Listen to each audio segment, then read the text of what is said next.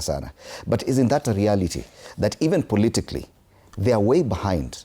So if they're that behind, how do we even try to get at the level of this kind of deals we are seeing on the front page of the Daily Nation? I think this is what needs to happen. And it is not just East Africa community. I think Africa needs more of this right now. It is time for Africa and by extension East Africa community to do more of political and economic integration. I don't know what level of integration we've been having, but truly we still don't have economic integration, because if we do proper economic integration, then we will have one currency. Which one precedes the other? Because it would appear political integration or political, if the playing field was level, if we are at the same level politically, probably it would assist in these others, even economic integration. No, that would be the ideal, but not necessarily for us to have first all the political integration angles or components before we have economic. We can do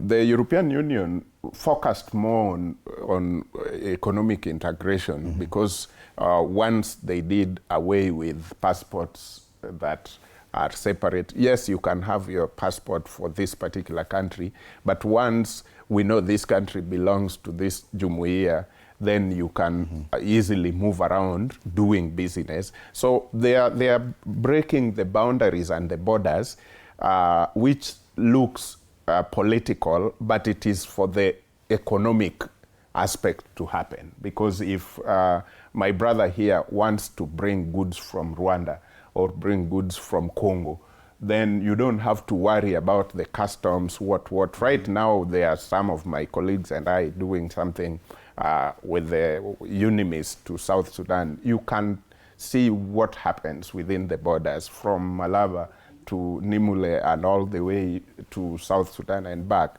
So if we empower the citizens of these countries, one, we remove these economic boundaries. Political boundaries can remain, but economic, because you have to now know I am in Tanzania, now I am in Uganda. Political boundaries can remain, but economic boundaries can be removed. Then we can have a currency that unites us. So this is the same reason why we right now, as we speak, there is too much going on in places like South Africa, for example. When people are now, Africans are now worried when other Africans are talking about go to your country.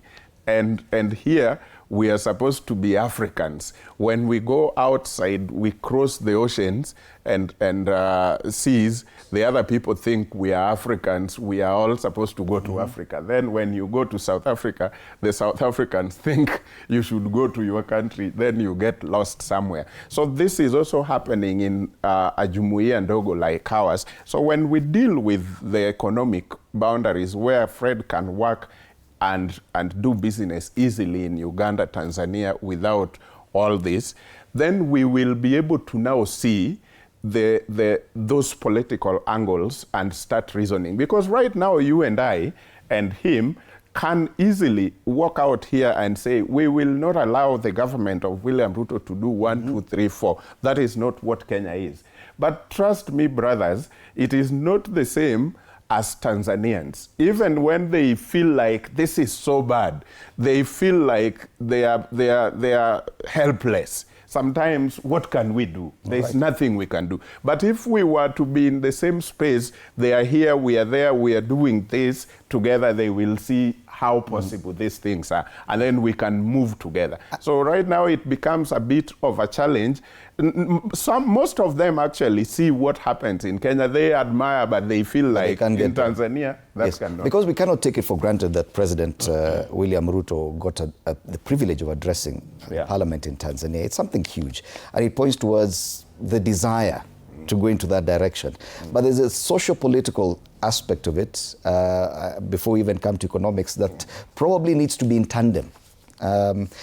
Listening to President Samia Suluhu Hassan, she appears very hesitant to engage in all this because of the level of political activism or the human rights level that Kenya is at.